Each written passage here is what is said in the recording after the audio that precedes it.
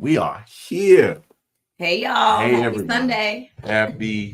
Happy Sunday, y'all. Y'all come on in. Come on in the room. Come on in the room. Come on in the room. Let us know in the comments how y'all are doing today. All right. My name is Keedren. And I'm Katora, and we are the Bostons, and you are talking with the Bostons. Hey, if any of you guys have listened to us before and watched us before, do you notice anything different? Now, there's two things you might, because I can do this. You'll see my eyebrows and my bun moving. Okay. I could do that. But also, what else is different? I can do this. You've been able to do that. You gifted. Listen. You gifted in other ways. Hey, glory. Listen. Because I'm not about to do this with you. Look, hopefully y'all. Quarter cup of coffee. You got a quarter cup. I got a 3/4 cup of coffee. And I should have got some. I should have got me some more. I was playing with you. Listen, y'all. Our background is different. Yeah. All we did, we just changed the orientation of our office. Yeah. Because the double doors were behind us, and so since we need a little bit of lighting in order to be able to film and give you good video quality, we have to have some lights on. But Keedren was like, you know what? I think we should switch things up. And so one day I came in here and just made a scene and just started tearing the office up. I mean, we got into it for that whole 2 hours. Look, I mean, we was scrapping. Look, anybody else, we clean different. Okay. we straighten up different. We clean different. And so we about grieved each other in here trying to get this stuff together. I was really bossing him around. He about grieved me this much. I know I grieved him about this much. How much did you grieve me? How much did I grieve you? About this much. You didn't grieve me. I just got the fuss and I was like, Keedren, no. Because I like to make sure we're going to get everything straight. And that's true. Because it don't be about getting everything straight. It do. Y'all, he want to look at every single envelope, every piece of paper, every CD case, every DVD case. And yes, y'all, we still had DVD cases in here. And Blu-ray, empty and full, wrong CDs. I mean, the whole gamut. And he won't get rid of them. And it's fine. I don't want him to. I brought him a box in here. But I was like, sir, we're not doing this. We're not spending the day in here. We're going to knock this out so we can get some rest. Because, you know, you do those kind of projects when you have time off. And we be tired. We work hard. And we like to rest. I like to rest. I don't mind resting. I don't mind resting either. I just don't want to. If I'm going to put something up, I want to know what it is and where it's at. Look. And when it's time to, because I would love, one of my favorite things to do, and I really would love to, I really love when I get to do it. Tell me your favorite thing. When I don't have to think, when I don't have to think about throwing stuff, what I'm throwing away. If I can just take stuff and I know all of this is going to the trash, that is a blessing to me. But what stresses me out is if I know that I have to look through stuff because I see something that I need, or that I'm just like, this is a memento. Okay. Now I don't let me share us on here because I'm like, we need to be intentional about the way we clean up. We do need to be intentional, but here's the thing. I just feel like, me, myself personally, I just feel like some things, if we have not been looking or checking for them in a year, isn't that somebody rule? If you don't wear it or use it in a year and you're not looking for it, then it's probably safe to say you don't really care nothing about it. And that's kind of where I be at. I'm like, do we really care about it? Look, that's true. That's just. But there are some things. It's not about caring. It's like it's locked in. It's like it's stuff that we need to keep.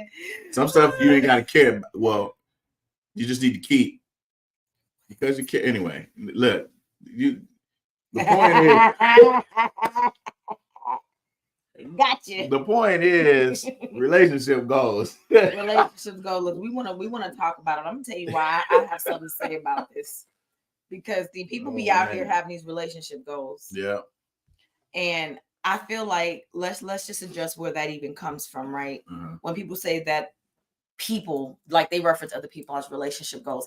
I actually think that's kind of cool. I think that's dope. Yeah. I think because we care so much about healthy relationships and healthy marriages and things like that, I think it's cool to have models you can look at.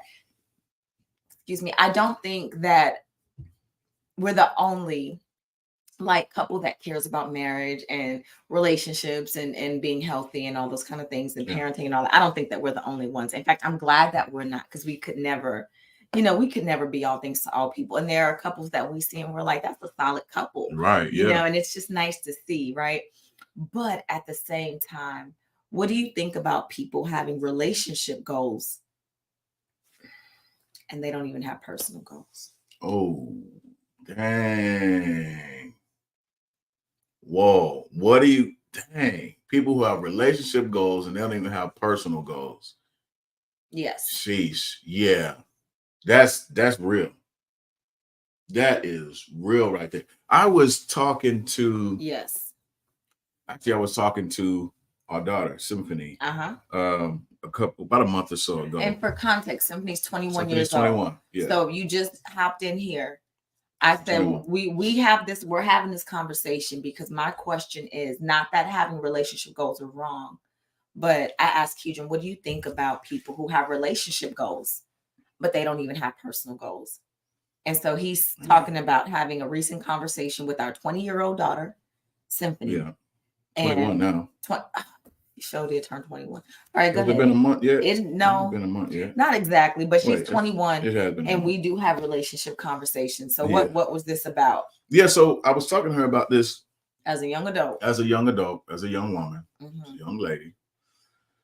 When it comes to like, there's something about when you're pursuing your passion or you have goals. She's a college student. She has her own business. She has a job. She has goals and she has a focus. Dope parents. Right? Dope parents. Glory to God. She's winning. But the thing about it is when you don't have that and you don't have a purpose or you don't have like a focus, like if you don't have goals for yourself. Right. But your goal is to be in a relationship. Yeah. That relationship really ends up being lopsided in such a way to where, so if you meet, let me say it like this. You meet someone that is doing something that they're passionate about in their life. Right. They're pursuing, they're working, they're like going hard at what they do. Right. Successful and in this season. And meet you don't really have any, whether you're male or female, you don't really have any goals. You're just like, man, I'm just ready for a relationship. Right.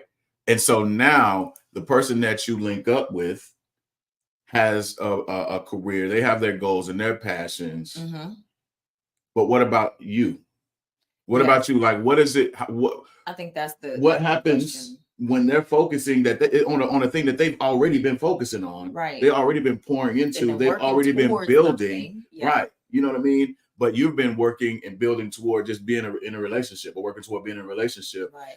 Instead of your own personal goals. And one of the things I was sharing with her, I said, you pursue your passion, pursue the things that you are passionate about and that that God has called you to do, right? And as God is preparing your husband on that other end, where he's doing the same thing, when y'all meet each other, it's not like y'all gonna meet each other in a place where you're already moving forward in the things that you're passionate about, moving forward in the things that you want to do. So now now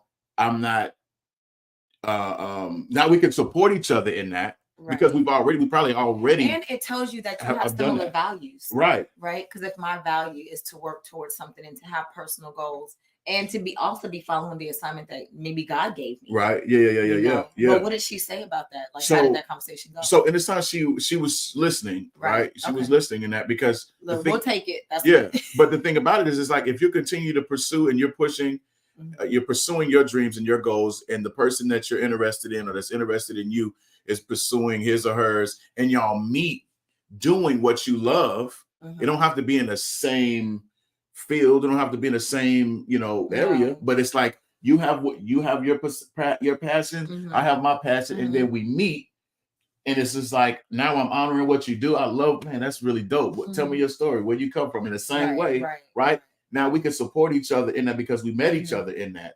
Versus if I'm doing this and now you haven't thought about yours yet, right? And then we link up. It's not a bad thing, but then now when it's time for you to pursue yours, or you don't have anything that you've been pursuing this whole time, and it kind of seems like, man, well, what about me now? Like the time that I'm, that you're spending doing what you love.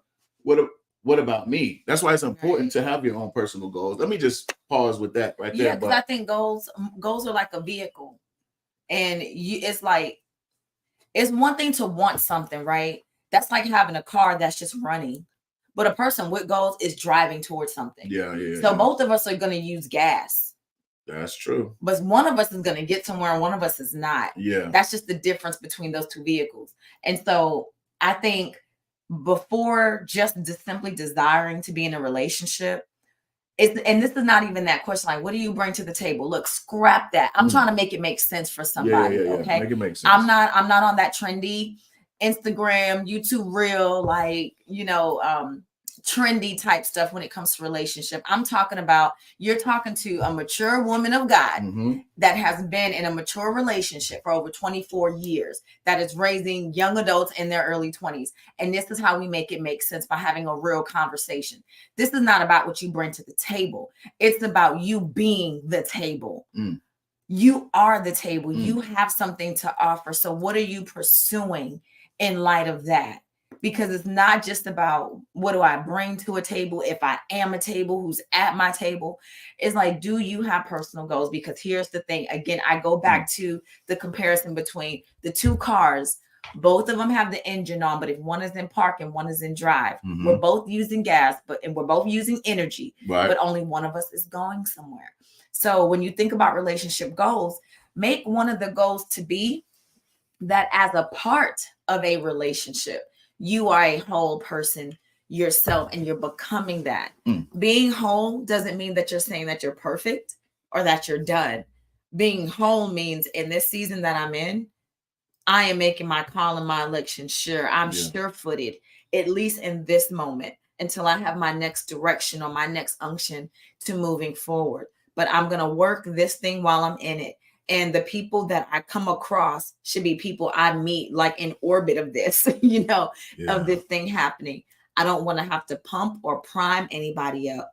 And I don't want you to just be impressed by my life and think that you want to latch on to me for a relationship. Because one of the other things we've told our kids too, I call this the parable of the cinnamon roll. Don't steal my stuff. I'm not playing with y'all. Don't steal my stuff. Share with them? But I'm gonna share it. But I am gonna share it because I do feel like that. I do feel like it's worth sharing, and so I am. But I told my daughter when she was younger, and then I shared it eventually, even with her older brother. But I shared it with Symphony first, and I said, "This is the parable of the cinnamon roll." And as a matter of fact, I shared it with a bunch of our girls in the youth group. As a matter of fact, I said, you guys are the cinnamon roll. I said, the cinnamon roll is designed for humans to enjoy, right? It's a dessert. It's a sweet treat. It's delicious. But that cinnamon roll will also attract flies and maggots and rodents and things that should not have it. Just pests that should not have it. So just because you're designed for one thing does not mean you won't attract the attention of another thing. You have to know your worth personally so that you can graciously and humbly say, thanks, but no thanks. Because what you are wanting and what you're looking for in your direction does not align with the purpose and destiny that I believe that God has for me. And it's not a matter of judging or cutting anybody down, because I will always say you have to, know by season, right? When we first met, I did not look at my husband at 16 years old and say, well, he needs a car. He needs to be making 6 figures. He needs to be a certain height. First of all, neither one of us were finished growing. Well, I was, but he wasn't. Right. So those are the things that I say like are trending on social media with these reels and all this stuff, and people talking about things that I don't think they know anything about. Usually these are also single people that are also misaligned in their own journey. So be careful who you're listening to when it comes to this, because again, some of that, if you look at their life and their story and their advice, it ain't making sense. But that 15 second, short got you shook. Like, oh, I need to, what he bringing to the table? Right. What am I bringing to the table? What they bring to, calm down. Calm down. Take a step back. Just take a step Take a step back and let's for real make this thing make sense. Yeah, that's good. That's good. I feel like that might be all I got. Nah, you got more than that. Give me your coffee. The thing about it is when you're dating, it definitely transforms who you are. Yes. Right? Yes. Would you say that? I wouldn't say, well, yes, I mean, yes, because we don't have to play on words. I know what you mean. Like, it does evolve you in a sense because you show up differently in a romantic or intimate relationship than you do maybe in just a platonic relationship or a friendship, right? Or with your siblings. You do show up differently, and it does bring something else out of you that you don't necessarily have to show up in some other relationships. So I agree with that, because I don't act around you as I act around some of our other couples that, married couples obviously, but other men. I don't show up the same way in my relationship with them as I do with you. So it requires something different. I agree with that. Understood. I guess when it comes to relationship goals, so we've already established, having goals for yourself personally, right? That's important. Understanding who you are, even your personal values, right? I like that. That's key. What are your values? Because when we don't have our own core values, our own personal values, to stand on, right, we're more likely to be tempted. We're more likely to be drawn away by the lust of our own flesh, right? But when you have core values like loyalty, like faith, like integrity, when you have those things that like, no, this is who I am and this is what I hold dear, right? That's what you're going to recognize in others or the lack thereof. Right. You know what I mean? Which is, I think, is the good type of judging. When you say judge of character, well, it is being a good judge of character, right? That's important. And you have to have something to measure it by, because it's not judgment in a way that says I'm better than you. It's judgment in a way that says I can tell the difference between you and I. That's good. Yeah. Can I tell the difference between an apple and an orange? If our values are not aligned, then I do have the judgment. That's called righteous judgment. It's not the kind of judgment that means I have the authority to exact a punishment or consequence towards you. It's a judgment that means I can distinguish the difference between two things. And we ask people to make judgments all the time. That's another thing you hear all the time on social media. Don't judge me. You can't judge. God said don't judge. No, he did not. He said before you judge in a manner that is condemning of someone else and their behavior, check yourself first, because you want to judge not lest you be judged by the same measure in which ye judge. That is the verse. So when it's saying that, it's saying I can't be doing something and then judge you for doing the same thing and think that I'm different or better because I have justified it in some type of way. That's false doctrine right there, and it's not good character. What this is saying is that if I see something going on with my brother, Keedren, the Bible tells me biblically, I'm your husband. I'm not your brother. You're right. My husband, my koodaroo. I need to check me first. Let's even say it's a behavior that I don't like. I should check me first and check, like, what's my problem with it? What am I dealing with right now? Is this personal? Is this my opinion? Or do I really feel like this is just wrong? So I need to examine myself first, then come to my brother. Or else, what standard do we have for living if we don't make judgment calls? We tell our kids all the time, you need to use good judgment. We're not telling them to judge as in terms of condemning, but we're saying you need to use good judgment.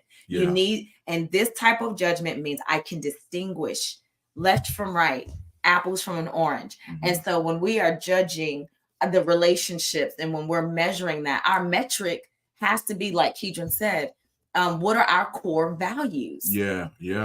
Right?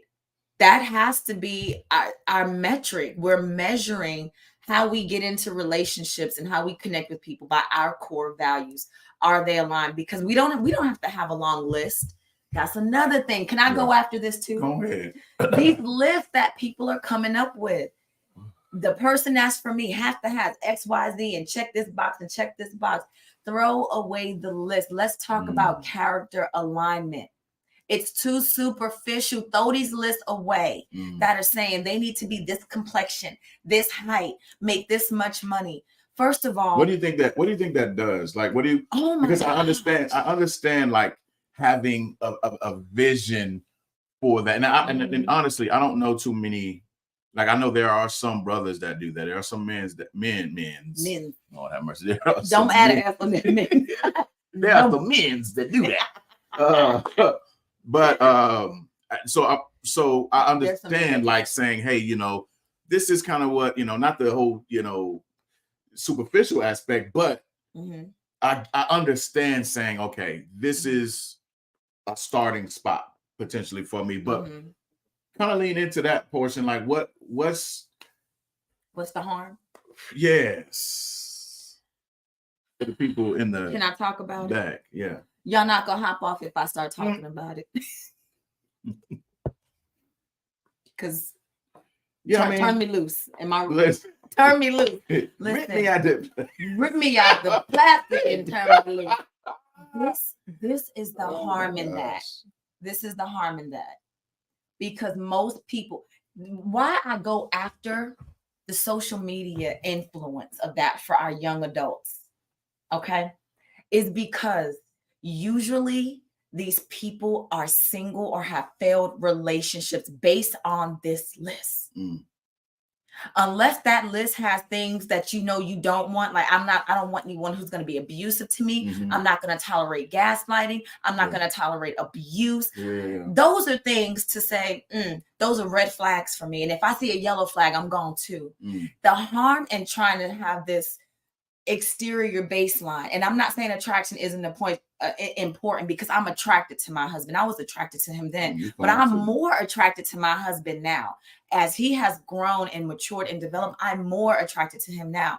The harm in thinking that you have a type is that usually when people are describing their type, they are not with that type. And a lot of times the type that you describe, you ain't they type. So go for character. What do you, your core values? You want someone who's going to love you, who's going to love God, who's going to respect you, respect your family. If it's a blended marriage, do you want someone who's going to be a great role model for your children, for your family?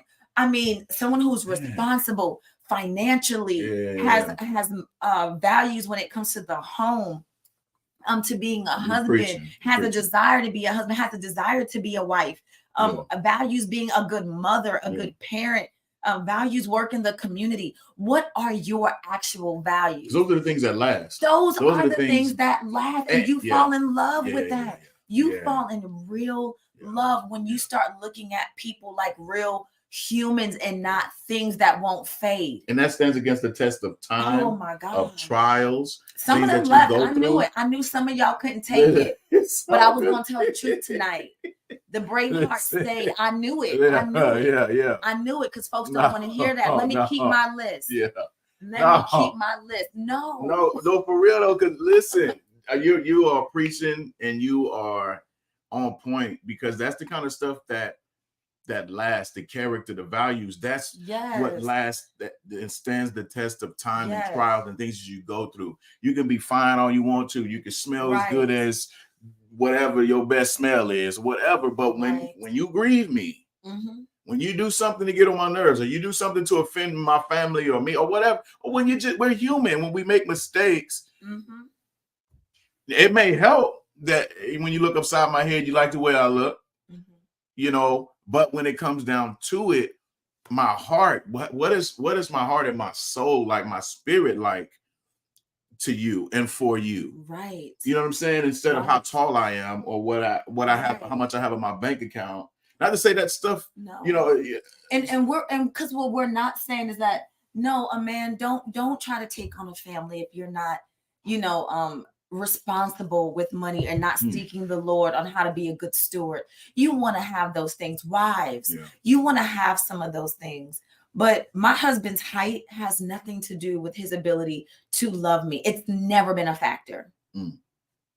Whether he wears glasses or don't. People, oh, I like him when they wear glasses. When I met him, he didn't wear glasses. Now he wore pretend glasses. I did. But he didn't wear glasses. He didn't start wearing glasses till a couple years ago. If I was not attracted to him as a person, him bringing glasses into the equation could have altered his look. When I met him, he had long hair and braids and beads in his hair. And that's what I was attracted to only. And I could not get past that. He has a different look now. I think his beard is so sexy and handsome to me. When I met him, he didn't have that. Do you understand what I'm saying? But this is what I was attracted to. He was respectful. I saw how he treated his mother and his sister. He was respectful to me. He had a good reputation amongst his friend group and peers. He was known to be honorable amongst his teachers and classmates. Our principal thought highly of him. Do you understand what I'm saying? That's the stuff that mattered. He wasn't even the height that he is now. I think he probably grew another 1.5 inches. I met him at 16. He wasn't done growing, at that point. That's what I'm talking about. He did not have a car. No. He did have a bank account that got started for him. He did have a bank account. Yeah. But my question was never, how much is in that bank account? And when we met, I was hungry. You understand me? But that wasn't the thing. I gave him snacks.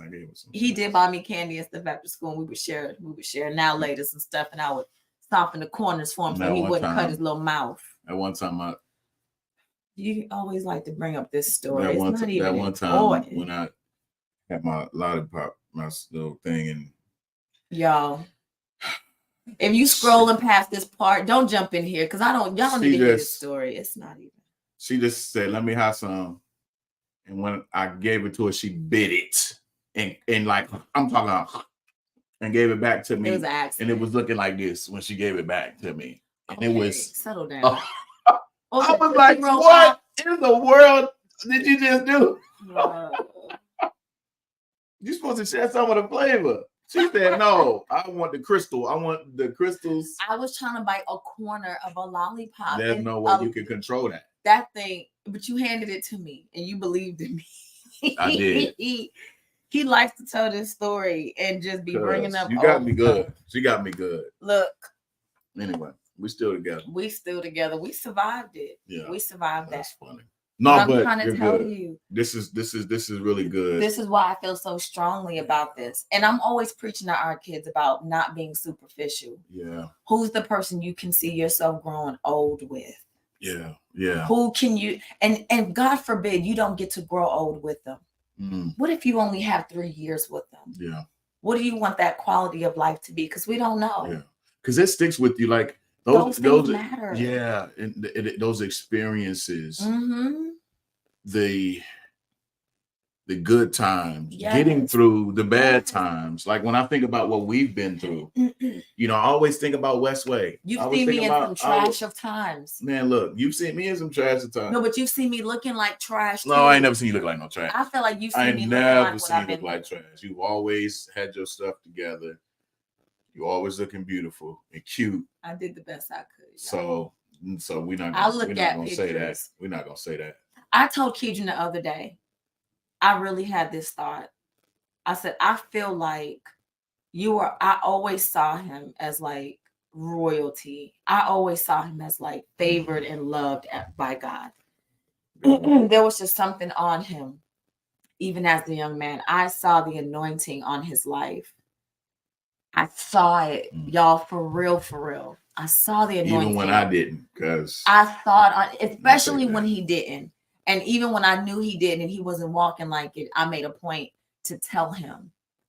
And the Lord would remind me of what to say to him to get his attention. So let me. He married a commoner. Girl, I felt like I was a commoner, and he was loved by God. When we met, I was in a low place.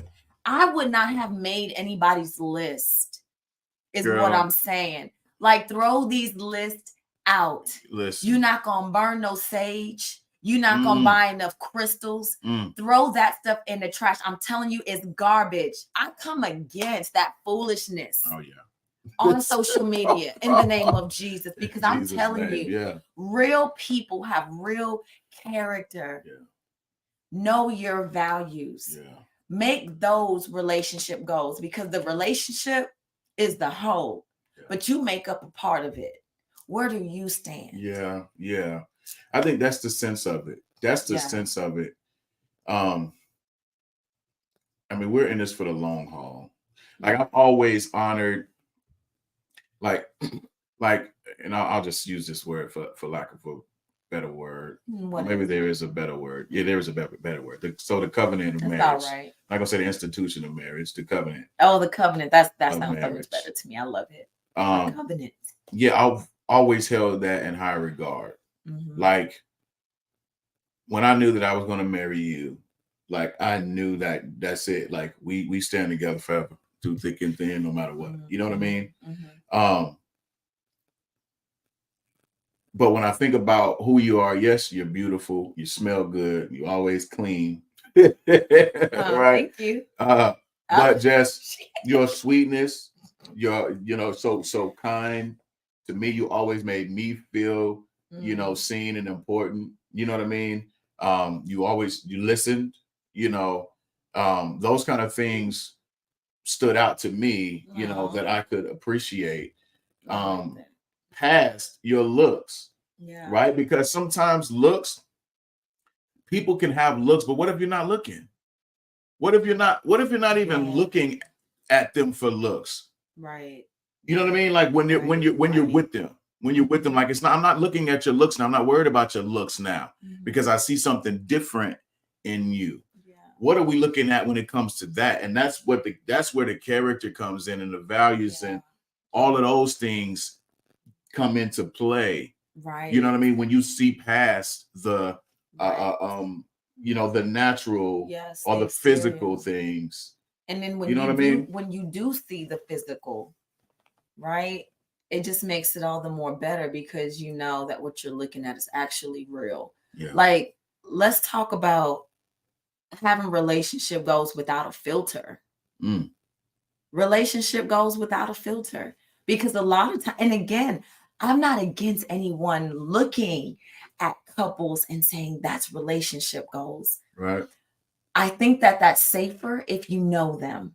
If you only know them on social media, be careful of that. And that's even with us. If you don't actually know us, I feel like you really have a sense of who we are, and you don't have relational equity with us in that way.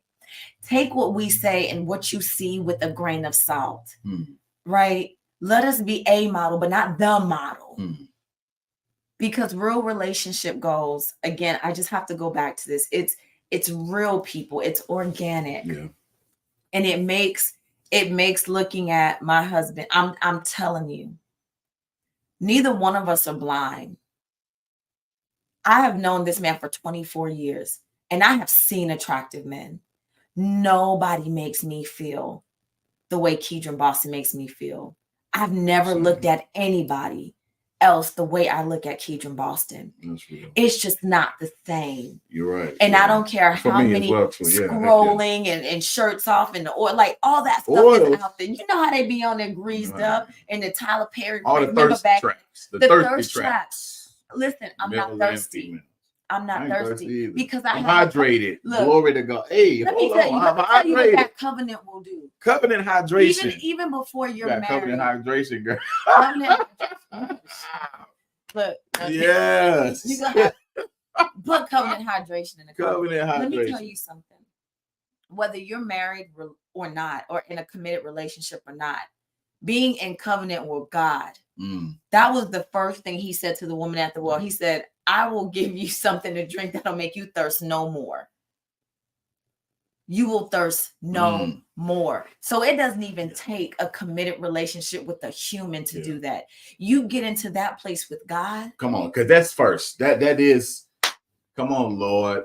So when you meet somebody, you already not thirsty. Right. You already not quenched. You're already quenched. Yeah. Your thirst is quenched. Yeah. Now I can have an appetizer. Come on. Right? But I'm not thirsty. I'm not because and you see them out here. I mean, just the posing and looking in the camera and trying to be cute and stuff. And you see 62,000 likes. You like all they doing is looking in the camera and batting their eyes or flexing and licking their lips and stuff. That's fake. I'm telling you, it's fake. Yeah. And normally those people are single. Mm. So if it was working, I don't care if you got 122,000 likes, hearts on a reel showing somebody presenting their body and trying to be sexual and trying to stand out. Guess what? Usually those people are single. Right. 122,000 people will give you a digital heart. Come on. But no real heart. Yikes. Make it sense. Yeah. I told y'all I was talking tonight. No, this is good though. This is good because we want relationships that last. Yes. I wrote this quote down and I found from somebody. It said, like, when you think about relationships, okay, so we get into a relationship, we both look good, we both have things going for us. Right. But maybe we didn't check the character aspect. And once we get to know each other, maybe we done premaritally moved in with each other. Now we're having the relationship. Not relationship. We own it like that, right? Yes, been there, done it. We ain't judging. Yeah. But then we begin to see each other for who we really are, character-wise, right? But I found this quote. It says, "You don't have to pretend anymore." It says, "Being in a bad relationship is like trying to dance when you're sad." I never thought about that. Being in a bad relationship is like trying to dance when you're sad. That's crazy. Oh, that sounds terrible. Right. I love to dance, and I only do it when I'm happy. I love to watch you dance. I like to dance with you, even though I'll dance. But I dance for you all the time. I just break out while you're playing a game, just because I want to make you laugh. Yeah. It's fun. Yeah. I can't even imagine. Yeah, but ain't that something like when you think about? What do y'all think about that? Being in a bad relationship is like trying to dance when you're sad. Yeah. I don't want that. That just did something to me. But when the foundation, first of all, when we aren't rooted in Christ, when we don't have a relationship with God in a way to where we're listening, getting wisdom from Him on how to walk and how to live and how to see, you know what I mean? What we need to see. Yes. Then we get into relationships, whether it's a romantic relationship or whether it's friendships, to where if we're not using godly wisdom when it comes to how we handle our relationships, then we're going to make some mistakes and we're going to have some foundations that won't be solid, that are built on true and wholesome and holy core values. Right. So when that stuff, when what they say, when the stuff hits the fan, then what are you standing on? You know what I mean? What do you have to stand on when it comes to that? And you can be deceived too, because sometimes, like, I'm not gonna lie, like you can get caught up in your emotions on how someone looks or them checking the box and they got the height and they got all that profile and any other superficial thing that you can come up with, right? They can have all that. And it can feel like you're on a firm foundation. You're like, no, this is not sand. This is a firm foundation. But wet sand can also give you the illusion that you're on something firmer than sand until that thing dries up and becomes dry sand again. And that's that uncovering of who someone really is. And then you realize it never was what you thought it was in the first place. So you can't be in love with just wanting to be in love. This idea of chasing a relationship and chasing a relationship the goal cannot be the goal. Yeah. Healthy relationships are byproducts of two healthy people coming together. I'm going to say that one more time. Healthy relationships are a byproduct, an unintended positive consequence of two healthy people coming together. Yeah. That's good. You can't manufacture that, and you can't force it. Can't make it something that it's not. That's true. That's true. And this is, man, and I'm so glad that I'm married. I'm so glad that I'm married to you. But I know, and we're gonna have some of our young adult people, some more young adults on here. We're gonna try to do that in the next few weeks. Them up. But I can imagine how hard it is navigating this type of stuff. It you know is. what I mean? Because you're still trying to figure things out, and and nobody is perfect. Yeah. Right. Well, no, we didn't do it perfectly. Yeah. We just know now. That's why, and this is why I'm so blunt about it, because I feel like even without social media, there was no one to tell us the truth about these kind of things. Like, we just didn't talk relationships. Yeah. We didn't talk healthy relationships. We didn't talk wholeness as just individual people. Right. And I feel like for me, that's what I needed. Mm-hmm. And I want the young people in our life, like our kids, we have 2 kids that are in their early 20s. We're not pushing them in any direction, but we want them to know that wholeness really starts between them and God first. It does. Because a relationship that's real. with a person should not be the first goal anyway. Right. Falling in love with Jesus. Fall in love with Jesus. Right. Yep. Because people come and go. And it's not, and look, if you're listening and you fell in love with someone or gave your heart to someone who just did not know how to love you back, that's not your fault. Yeah. That is not your fault. But what can we learn from saying that we have a type and we have this list? That's what I'm trying to get to in making it make sense. Yeah. How well are these lists and types working? Because I was told that I needed a list before I met you. And oh my gosh, like, you were my dream come true, but I hadn't dreamt it yet. Yeah. It was like, you're the dream that I had not dreamt yet. Yeah. That's good. I've heard grown women say, I want a man that's this tall and that tall. I didn't know what that stuff was as a teenager. I didn't know what 6'2" or 5'9" or 5'3" looked like. I didn't know the difference. I was just a little girl. And you know what, on the other side, that's real. On the other side of that, my mentality, I was thinking, I've always thought I wanted to be a good husband, a good man. I wanted to be honorable. Like, it wasn't something I wasn't looking for a woman that had what I was looking for. I just wanted to be what, you know what I mean? And so I wasn't thinking about, I need this, and this, and that. I'm just like, no, I need to be this, and that. I need to have my life, right with God. I need to make sure that I'm loving, that I'm caring, that I'm intentional. That right there, that mentality is what you want in a man that's in a man. That's thinking about how I can live right, love right. Yes. But I wanted to be that. Like, I wanted to be a good husband. I wanted to honor. I wanted to provide. You know what I mean? Like, and more than just financial too, like being present. Yeah. Being supportive. Yes. I want to always, and I still feel that I want to see her win just as much as I want to win, if not more. I want to see him win. You know what I mean? Like, and I pray for this man. I lay hands on this man. I pray for her. I lay hands on her. Yes. Glory. No, but the thing about it, I want to see her win. I want to see her do well. I don't know about this. Look, you done probably prayed it away. It's smooth. It's feeling smooth. Yeah, it's so crazy. But that's the thing. Like, I want to be a good man. I don't want to offend her, even when we do have our little snags and things like that. Like, it's hard for me because, for one, the Holy Spirit will convict me for things that I need to be convicted of.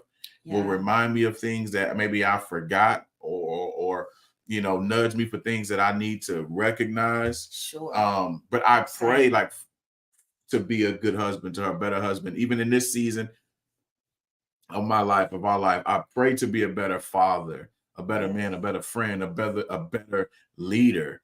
Those are the kind of things that it's important for a man to focus on. Brothers, if you hear me, you know what I mean? To focus on those. God, what do you want me to be? What are the roles that I have in my life? I want to be a better son, a better brother, a better cousin. Right. I know there's so much that, to consider.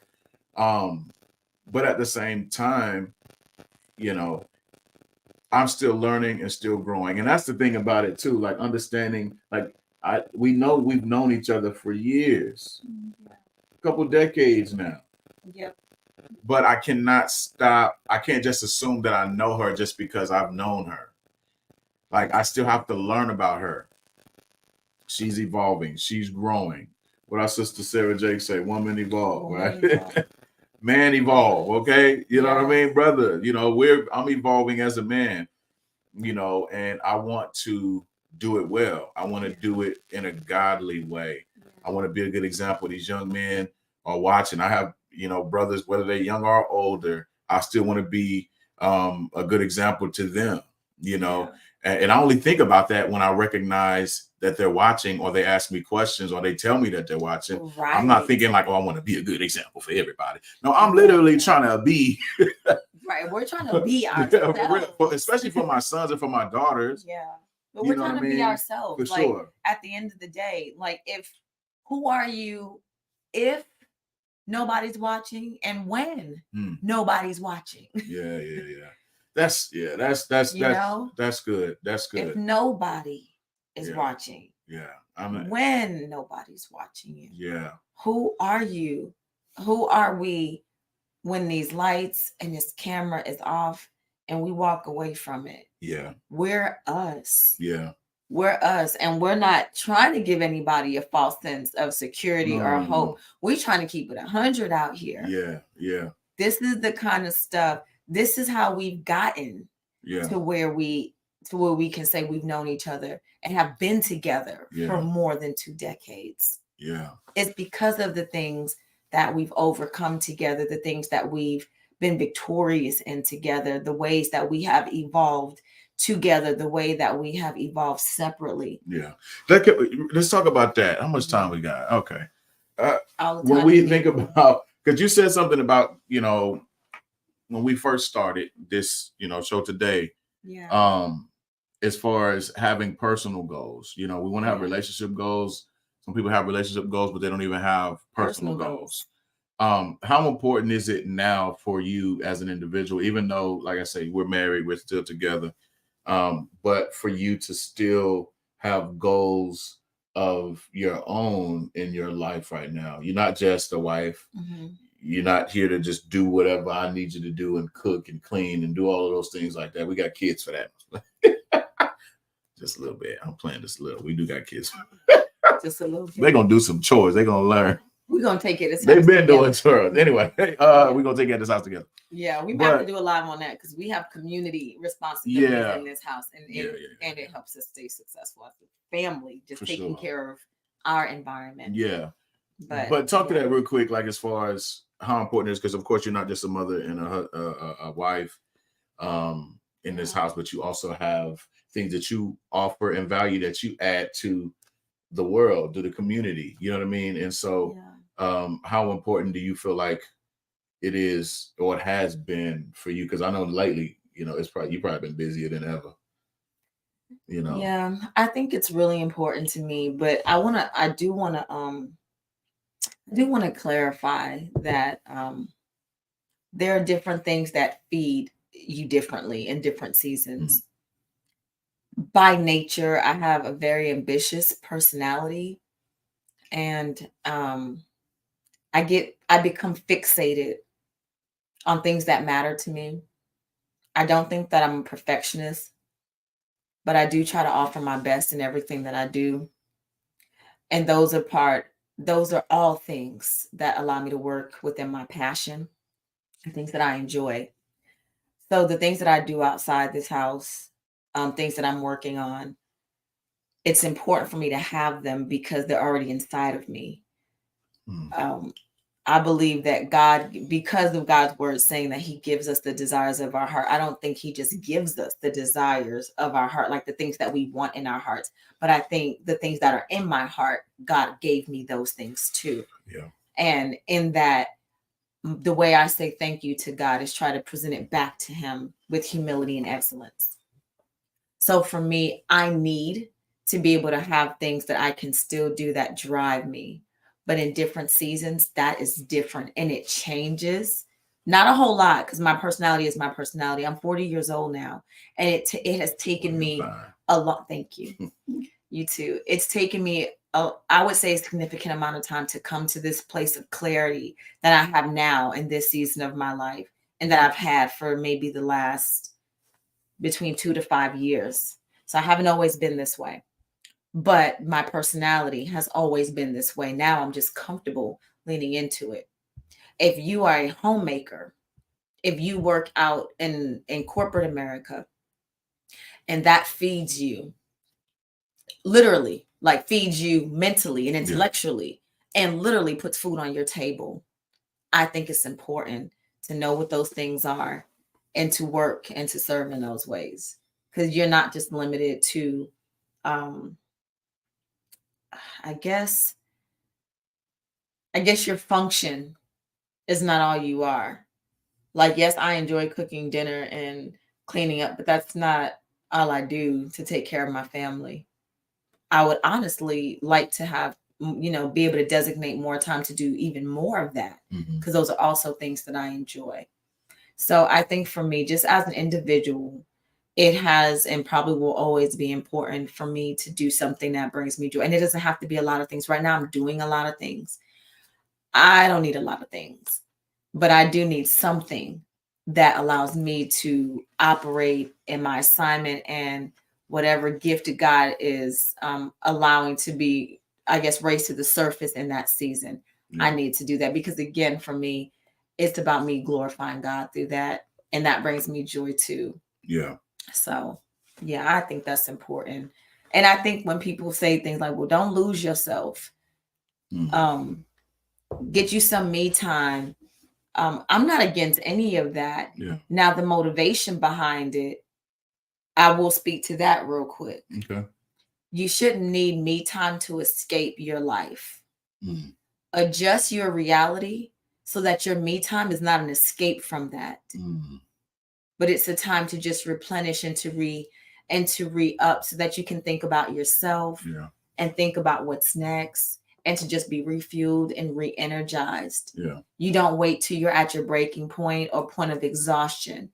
And I know there's something out now about being overstimulated. Me and some other women of God during a Bible study, we were talking about moms and women being overstimulated. And this was maybe 2 months ago. And I didn't think it applied to me. I didn't think that I could ever experience like just being emotionally overwhelmed from having to show up for different people in different ways and feel like I'm carrying certain things. And sometimes those things are temporary, but I didn't think that I would ever come to a point where I could feel overwhelmed in that. And so my commitment to God recently was that I'm not going to allow myself to get to a point of being overwhelmed. I'm going to seek the Lord before I get to a breaking point, because nobody and nothing that I care about deserves the fallout or the aftermath of me breaking because I did a poor job and was irresponsible and stewarding myself, my time, and my assignment. So maybe somebody would say, oh, that's still you owning and putting it on you. Yes, because I do believe in personal responsibility. So for me, I believe in taking rest. I take baths during the week just because. Nothing has to be overwhelming, but I do it because it is a way to make myself sit down and relax. Yeah. Because your body is keeping score. You don't always know what you need. So that was just for the ladies to say this. But I would say men need an outlet as well before you get to the place where you're like, I'm overwhelmed, I got too much going on. No, you need to have something. No, you're absolutely right. You're absolutely right. That's definitely important, because a lot of times when we try to escape, when we find something that helps us to get away, that can become an addiction. Or an idol. Or an idol.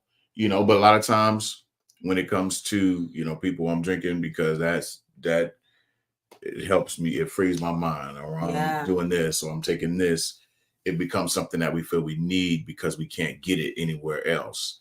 And it becomes a void filler. And so I think that's wise, definitely, to find time, being proactive and saying, what do I need right now? It's just like, kind of like even right now, like even just a mental check, like where am I at right now? What do I need, in these moments, and pray and asking God to give you some clarity, some peace, some relief. I've had to do that recently. Matter of fact, even this morning, I had to close even at church. I went in my office at church before service started, locked my door, got on my knees, and I had to pray this morning. again, just because I just needed Wow. peace and clarity, so that I can pour. And so it wasn't like, an emergency. It was almost like just kind of like a light that just came on. Okay, God, I need you right now.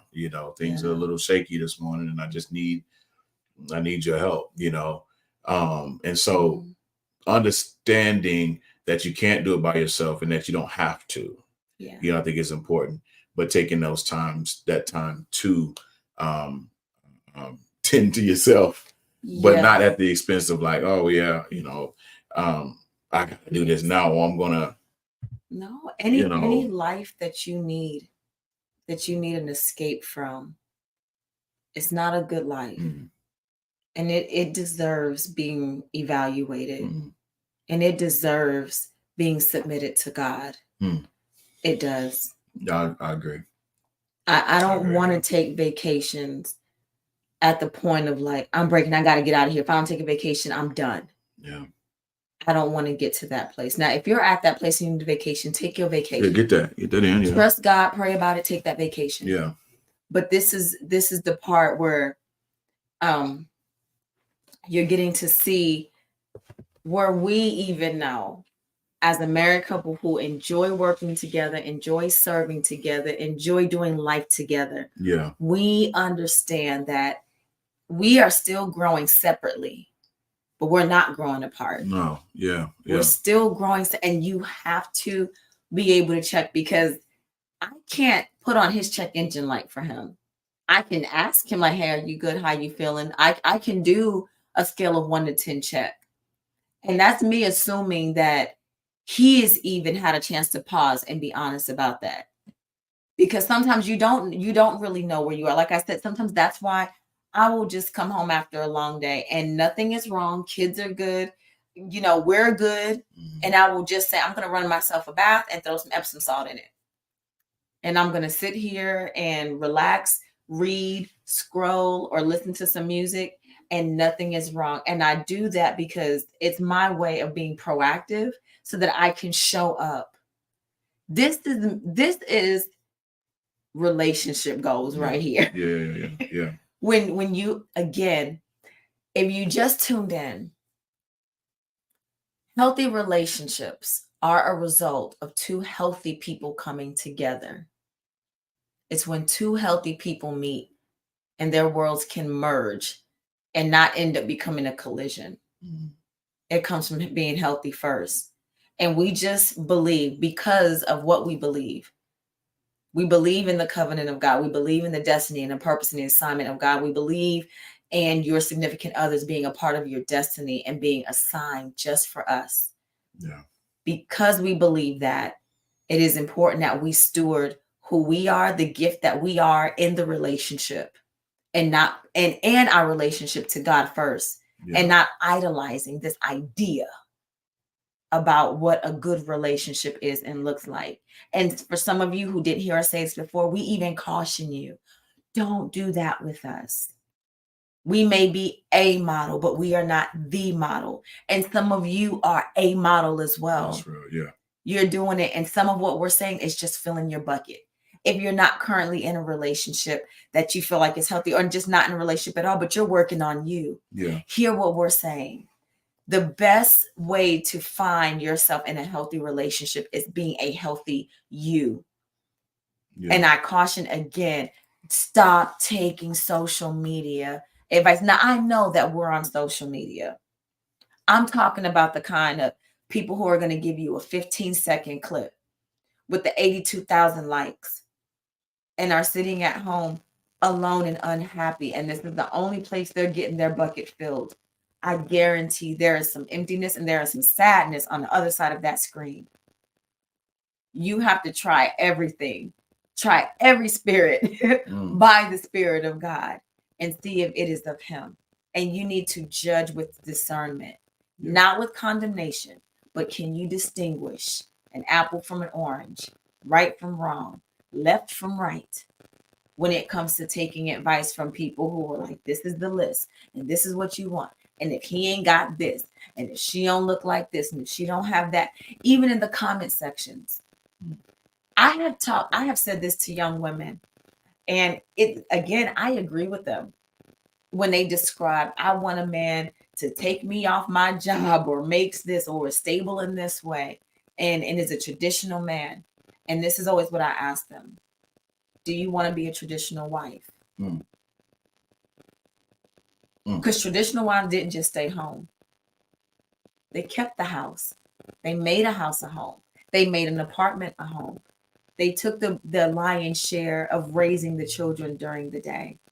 They supported their husbands. They prayed for their husbands. They helped the goal. They understood that they were actually helping the mission of the family by getting up under the weight of managing a household with that husband.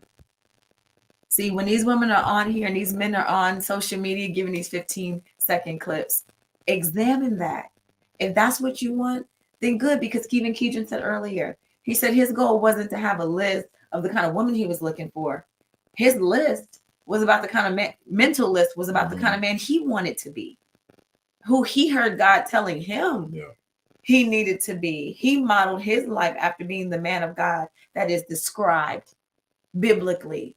He wanted to be mature and responsible and have a strong relationship with the Lord first and be a good steward, be a good husband, be an honorable man, to be an honorable father. Even in the process of becoming. So when we're talking about lists, y'all throw that stuff in the trash. No relationship spells. Anybody that you have to trick. Come on, does that sound like of God? You got to manipulate You're somebody. Worth more than that. Yeah. You're worth more than that. You don't have to manipulate anybody. You don't have to be anyone that you're not. You should be able to show up as yourself. A growing version of yourself. That's good. And recalibrate your thinking. That's good, Miss Diane. That's so good. Recalibrate your thinking to understand that if you have to buy crystals for it, I mean, come on now. People picking up rocks, ordering rocks in bulk from wholesale websites and selling them to you. Don't let people do that to you. It's another tool of the enemy using someone else to mistreat you and to manipulate you, to lie to you, to give you a false sense of security. It's just another form of abuse and mistreatment. Don't come into agreement by exchanging your money. Don't come into agreement with that burning of the sage. All of that is demonic. It's not of God. If you're going to use sage, throw it in a stew. It tastes real good with some chicken and some cut up carrots and celery and potatoes and all that. It will. It'll be delicious. Not too much because it's a very strong herb. I'm trying to help somebody. She know. Yeah. You already know I know. I cook with herbs. Okay. But I'm telling you, you will find yourself when you identify who you are in Christ and who he says you are. First relationship goal. Relationship with Jesus. That's good. Next relationship goal. Yourself. Love you. Love the you that God is creating you and still growing you and evolving you to be. That is where you'll find your picture of health. Healthy people recognize healthy people. But look. The other day we had some a bag of cuties in the lounge at the church. And I was sifting through them to see if I needed to order some more. And the top ones looked pretty good. So I was going to pull them out and lay them on top of like the little fruit holder. But as I started digging, there were some fuzzy ones. And, like white with mold and all that. They were already like turning bad, deteriorating. So when I started to look at the ones that I thought were good on the top, I started checking them for the bottoms. And the fuzzy ones had touched them and had started to taint the good ones. So now we have unhealthy cuties oranges touching healthy oranges, and now these healthy oranges, they're not healthy anymore because they were connected to something that wasn't healthy. But I found two healthy oranges that were touching and they had no contact with the mold, and I saved those. I think Zoe ended up eating one, but they were good. Two healthy oranges were touching, they were fine, but unhealthy one was touching healthy one that looked healthy on top, but underneath it was bad. So I'm telling you, this social media sometimes can be an illusion that will have you delusional about what real relationship goals are and where you stand as a person. Yeah. That's good. That's good. That's good. Amen. Relationship with Jesus. Relationship with yourself. Yes. And I think with that, appreciate you. Appreciate you. You know, and to define. Jesus loves you. He does. Yeah, more than you know. Yeah. More than you'll ever love yourself. Defining those relationship values too. I think that's good. Yeah. Defining your values, the values that you have. Yeah. For a relationship. That's key. You have to do that. And there's this thing I want to say, like, when you think about compatibility versus compromising in relationships, right? You have to definitely have some compatibility when it comes to your values. Be compatible in that way, but also be willing to compromise in some areas of the relationship when it comes to that, because you're gonna be, people are different, and you may not be able to get everything that you want from this person. It might be looks, it might be, some people are stuck on a credit score. Some people, you can always make more money. I tell you that. Yes, your credit score can always go up. But if we focus on something that's going to fluctuate, let's pull back from that. But being willing to being open, I want to say willing, just being open to compromising some aspects when it comes to it. But I wouldn't compromise values in that way. I feel like compatibility when it comes to your core values in a relationship is key. Would you say that? Absolutely. Like monogamy is a core value that we both agree on. Yeah. There's no compromising in that. Right. Yeah. But maybe how long, maybe in this day and age, right, we might say how long we're on our cell phones. We might need to compromise and say, you know what, it does make sense. By the time we get in the bed together and we're watching TV, we don't put down our phones. Yeah. That's a compromise. That doesn't break anybody's values, but it helps us to come to agreement because we are compatible. Yeah. That's good. Yeah. I know we can talk about this all night, but I do want to say, you feel like that. What would be some red flags when it comes to relationships, or even just the pursuit or the being pursued aspect of it? Like, what would you say? Yeah. Some red flags would be. I don't know about signs. Okay, I think hazard signs is the easier question for me to answer, and maybe you can answer it too when I'm done. But I think just some hazards, I think some precautionary things would be when you are connecting with other individuals. I think you need to let down, or maybe like forfeit some of the ideas that you've held in the past.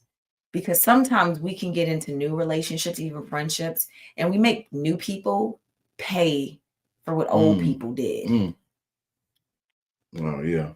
And I think we have to have like a clean slate kind of mentality. Even when it's friends, it doesn't matter. You can be getting into a new relationship, or you're just exploring and you're just talking to someone.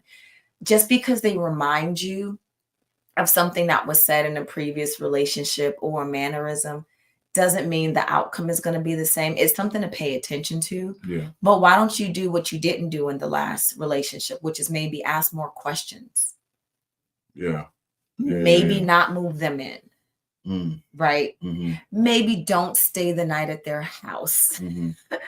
Explore getting to know people and give them enough time to kind of, if they're going to be a wolf in sheep's clothing, at some point, wolves get hungry. That's true. Give them enough time to show their teeth.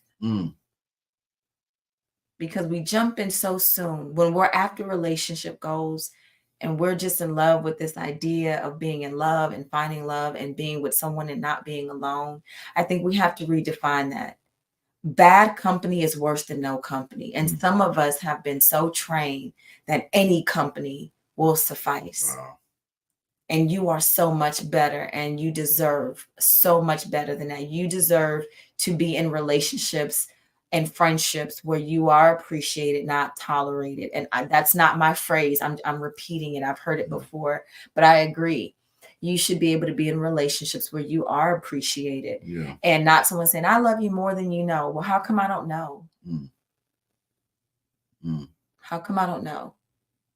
How come being around you doesn't make me feel like I'm appreciated? How do you talk to me? How do you return calls? How do you respond? Are you considerate? Are you compassionate? When I see you, how you behave with other people, what is that showing me? Yeah.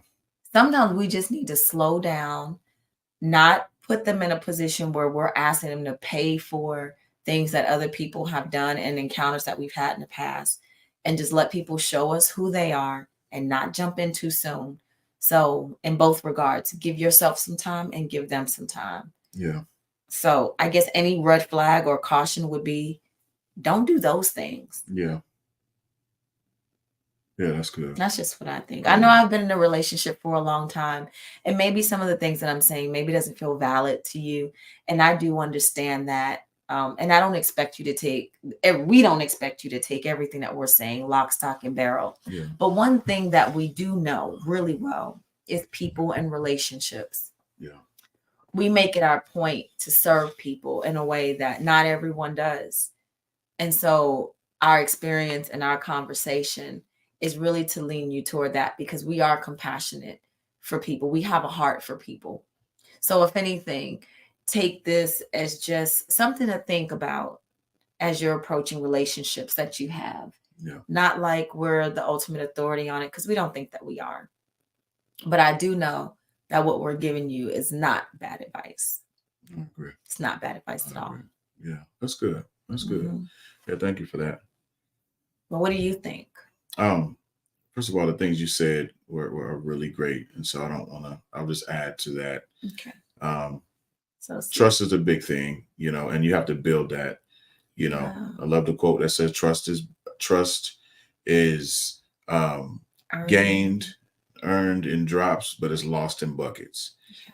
And I think as we watch people and we communicate with them, we see how they treat each other. We see how they treat their friends. Yeah. Especially if you're interested in someone. Yeah. We can find that we can learn a lot about people based on how they treat other people.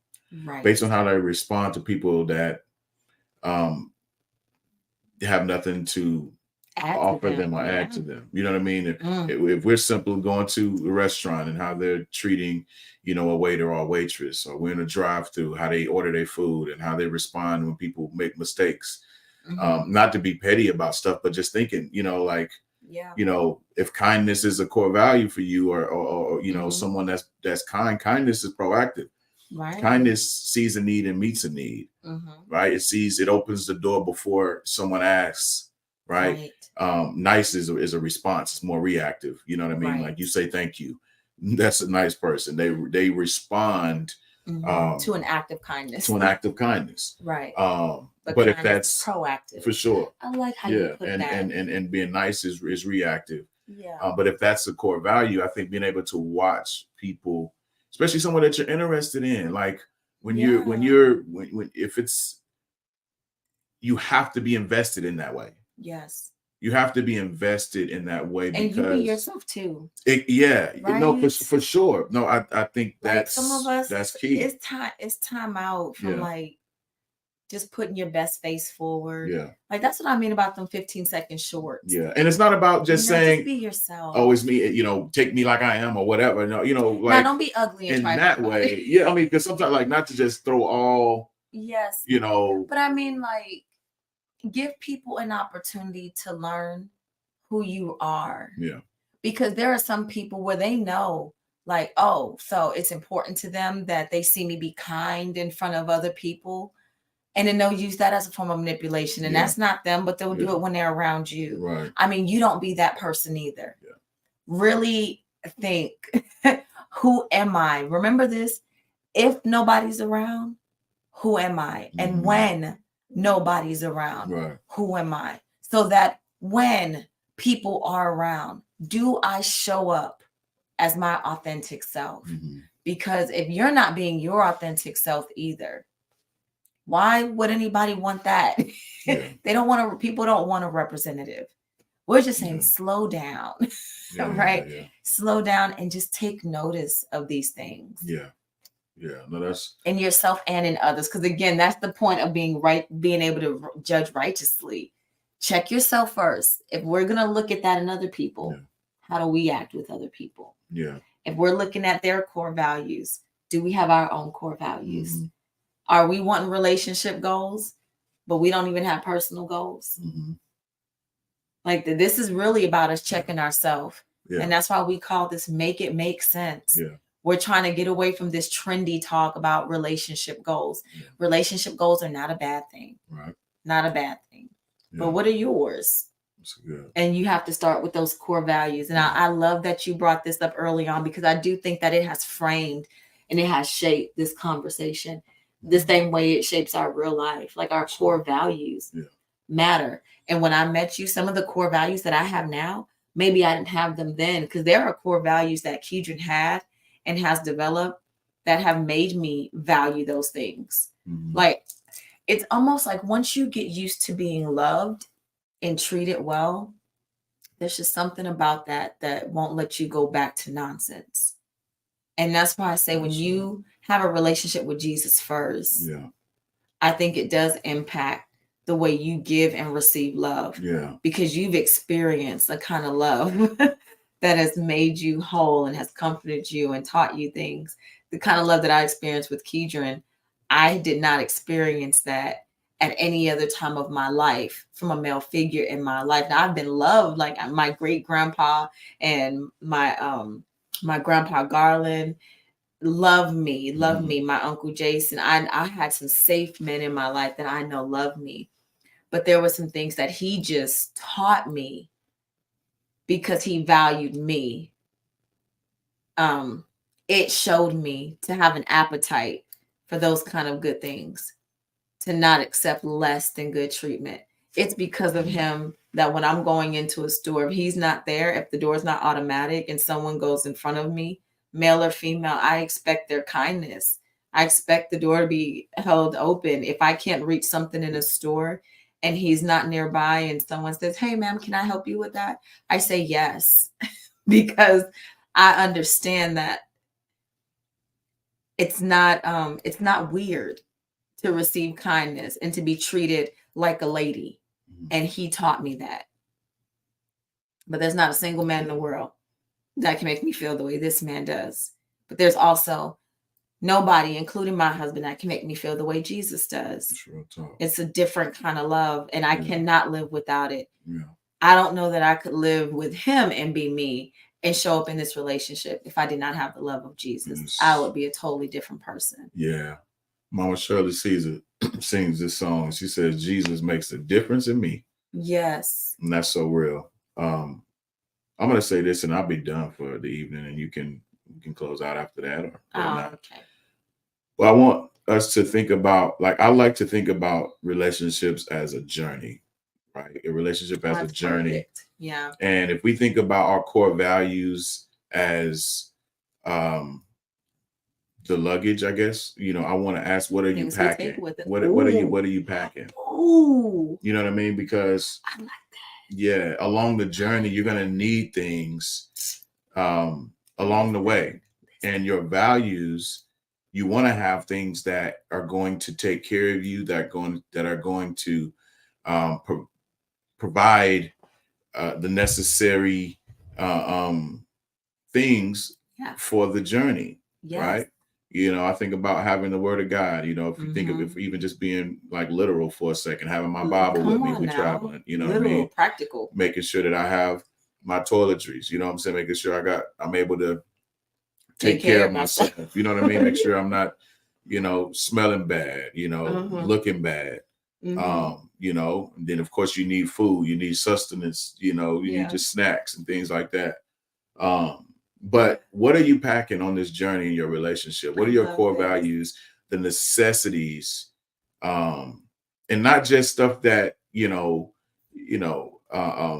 that's fun for the ride. Of course you want that. I'm talking about the necessities, the grab bags. Like, of course I have my little travel bag, traveling bag that has my clippers in it. It has everything I have, you know, yours have your the makeup, stuff we put whatever in the our things, the stuff, right? What are you packing? Mm-hmm. What values are you packing in your relationship? Yes. You know, so not to get too crazy with the examples, but I want to keep that.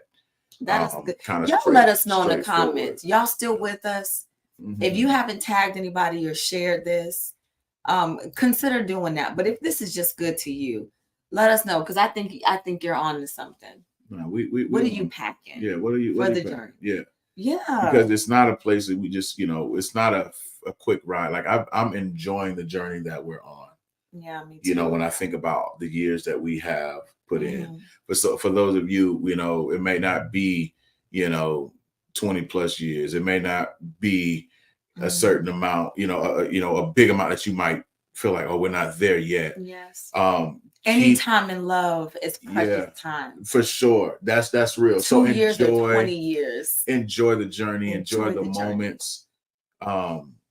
That's what's important. Right. Enjoy each other and don't take on other people's definition of your relationship. You know what I'm saying? Don't apply other people's definition of what it should be to your chemistry, to the chemistry in your relationship. Right. Because you're adding chemicals that don't go to you're adding other chemicals that don't go to your, you know, your situation. Right. No, that's, you know what I mean? True. There's no way in the science class I'm gonna put some chemicals in somebody else's project or somebody else's assignment. Not unless you want. This is my assignment. This is my assignment right here. This is my you know what I mean? And so I don't need nobody else's chemicals that don't, you know, that our teacher anyway. I'm being extra now. That delirium didn't tell us to incorporate for what. For the element of our relationship. You know what I'm saying? You know, so, you done crossed over. Some of y'all don't know this. Keedren has a science degree. I'm not that good. I'm not about to do this with you. Keedren has a science degree. And he is low-key a nerd. Don't let him fool you. He loves science.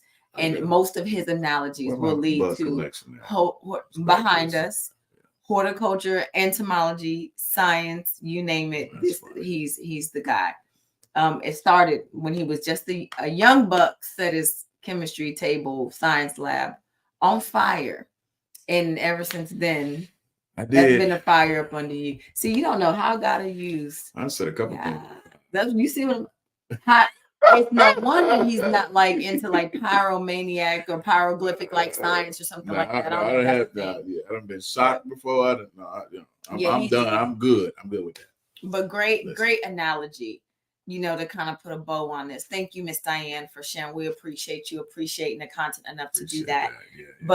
Yes, y'all, I mean, keep the conversation going with this. I know y'all have probably noticed by now, after we go live, if y'all will give us a little bit of time, we tend to go back into the comment section and we read things. Sometimes we'll pop things up on the screen if you're watching through Facebook, because we are using StreamYard to kind of as our platform, so we can throw some things up there. If you're watching from YouTube, we appreciate you watching. We always go back to YouTube and see how things are going. But you can copy the YouTube link too and share. Sometimes that's easy because it's easy to text message people. That's what I do, because my auntie's always like, I missed it. Send me the link. So I go to YouTube and I hit the share button, and then what it'll do is it'll let me copy the link, and then I can just paste it into a text message really quick like that. For sure. But I'm glad for this conversation. Same. Yeah. Thank y'all for tuning in. If you haven't subscribed to us on YouTube, please do so. We'd appreciate that. Thank you for those of you who are tuned in from YouTube. God bless you. Thank you, Miss Diane. I know Precious tunes in from YouTube. Love that. Miss Desiree on Facebook. Thank y'all for tuning in. Yeah. Sponer tuning in from our Facebook group. Aunt Pat. We love y'all from wherever you're tuning into. We're gonna continue to keep this thing going and growing. But we just pray that y'all have a great week this week, that even tonight as you lay down and you sleep, whenever you're watching this, that you get some good rest, and that God gives you wisdom in your relationships. Yes. Gives you discernment when it comes to your relationships that you have. And so with that being said, we're grateful for your ear and your eyes. That's right. That's so cute. Y'all have enjoying talking with the Bostons, and we enjoy talking with y'all. Yep. So, you have anything you want to say before we? Nope. We'll be back Sunday, 7 p.m. Central. We hope to see you back here. Yeah. Until next time, guys. Bye. Peace out, y'all. Have a great week.